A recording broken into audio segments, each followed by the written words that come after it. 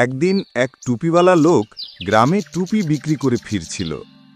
দুপুরের রোদে ক্লান্ত হয়ে সে একটি বড় গাছের নিচে বিশ্রাম নিল। সে ঘুমিয়ে পড়তেই গাছের বানরগুলো নিচে নেমে এলো। তারা ঝুড়ি খুলে প্রতিটি টুপি মাথায় পরে গাছে উঠে গেল। ঘুম ভেঙে টুপিওয়ালা দেখল ঝুড়ি খালি। সে মাথায় হাত দিয়ে বলল, হায়, টুপিগুলো কোথায় গেল? উপরে তাকাতেই সে দেখল শাখায় শাখায় বানর আর তাদের মাথায় তার টুপি। টুপিওয়ালা বুঝল বানররা মানুষের মতো নকল করে।